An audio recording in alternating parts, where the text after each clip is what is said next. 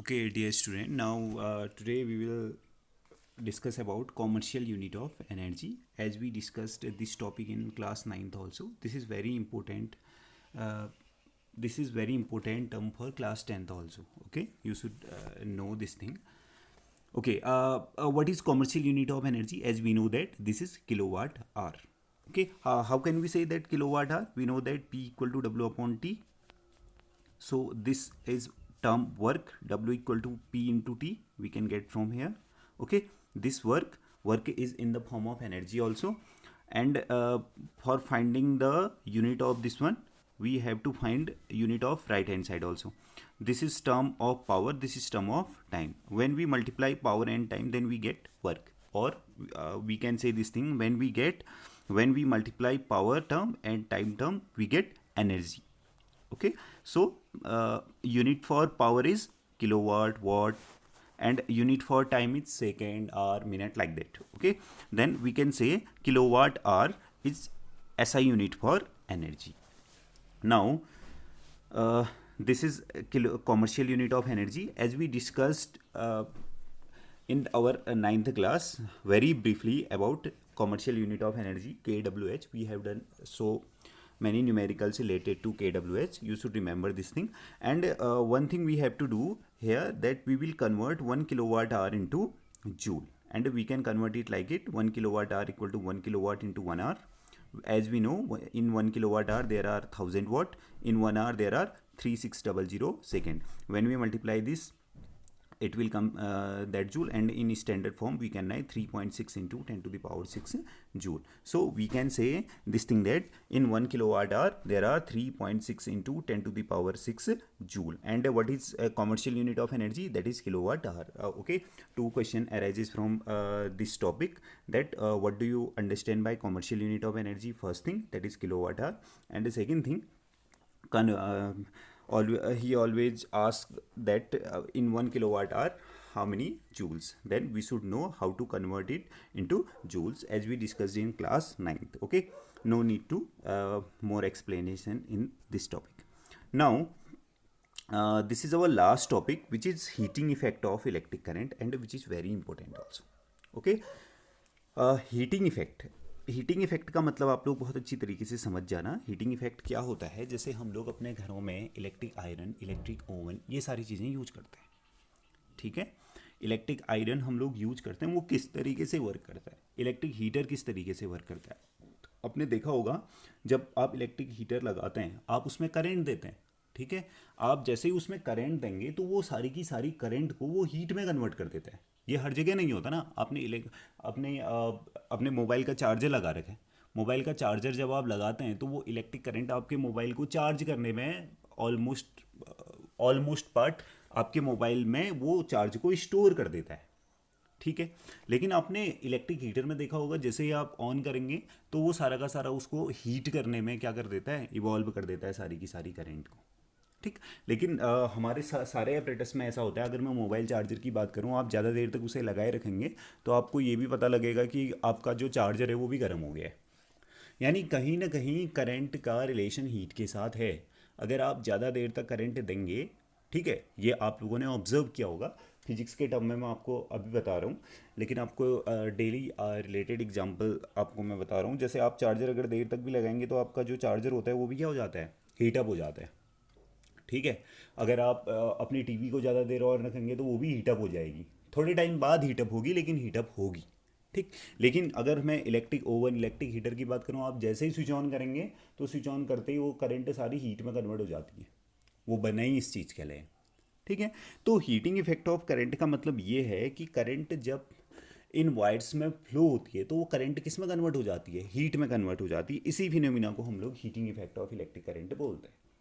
अब ये होता क्यों है, और कुछ पर्टिकुलर चीज़ों में ये बहुत ज़्यादा देखने को मिलता है. जैसे मैंने आपको बोला इलेक्ट्रिक हीटर में ये इस वजह से होता है, just because of nature of the conductor जो आप लोग यूज कर रहे हैं. वहाँ पे वायर यूज कर रहे हैं. इलेक्ट्रिक हीटर में हम लोग नाइक्रोम वायर यूज करते हैं, जो कि एलॉय होता है. उस पर ऐसा क्या होता है कि वो रेसिस्ट करता है इलेक्ट्रिक करंट को.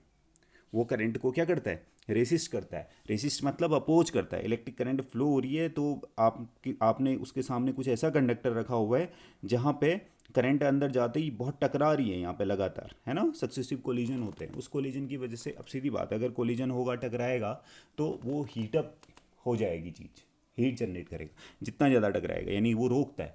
जिस वायर का रेसिस्टेंस जितना ज़्यादा होता है, हम लोगों ने ये देखा कि वहाँ पे हीटिंग उतनी ज़्यादा जनरेट होती है। Okay, so this phenomena is called heating effect of electric current, you should know this thing.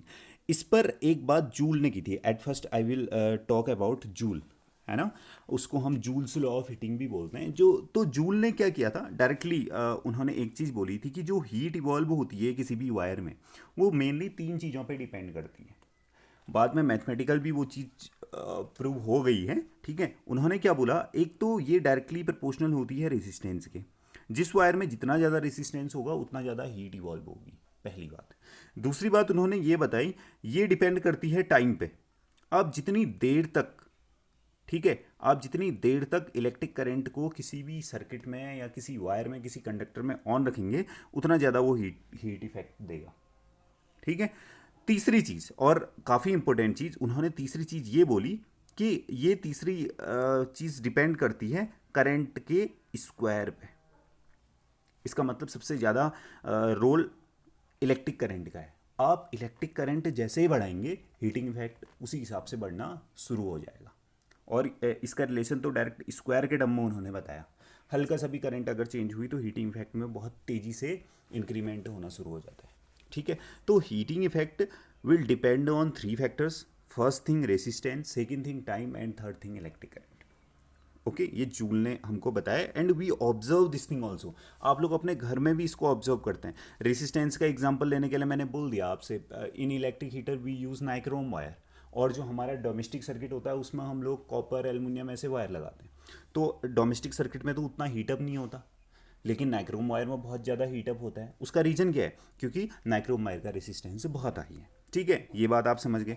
दूसरी बात टाइम। अब मैं आपको मोबाइल, आप लोग आजकल, है ना, we are doing our work in mobile and laptop, है ना, अब उसको चार्ज करने का ज़रूरत बहुत ज़्यादा पड़ता है। अब आप चार्ज करते होंगे उसको, अगर आप उसका टाइमिंग 10 मिनट रखिए, सेम चार्जर एंड आपके घर का करंट वही है, ठीक है, तो आप क्या देखोगे, आप जितना ज़्यादा टाइम तक यूज करोगे उस चार्जर को, वो जितनी देर ऑन रहेगा, आप देखोगे उतना ज़्यादा हीट इवॉल्व हो रहा है, ठीक है।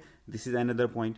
Now one thing, H proportional to H square, इसको आप इस तरीके से समझ लो कि मान लो किसी दिन अचानक से करंट ज़्यादा हो गई, तो क्या होता है, वो तो जला देता है हमारे चार्जर को, वी हैव सीन, है ना। और thunderstorm, we are facing daily thunderstorm है। मान लो वो इलेक्ट्रिक करंट जो है वो हमारे वायर्स पे पड़ गई, तो करंट बहुत ज़्यादा अमाउंट में हो जाती है। तो इस वजह से हमको हमेशा बोला जाता है कि टीवी ऑफ रखो, मोबाइल चार्जर ऑफ रखो, घर में बार बार बोलते हैं ना पेरेंट्स हमारे, वो इसी वजह से बोलते हैं कि अगर करंट उतना ज़्यादा हो गया, करंट जितना ज़्यादा होगा हीट उतना ज़्यादा जनरेट होगी। तो अगर करंट ज़्यादा हो गया तो हीट ज़्यादा हो जाएगी और वो उसको जला देगा, पूरा चार्जर जला देगा तुम्हारा, ठीक है। तो these 3 things have told by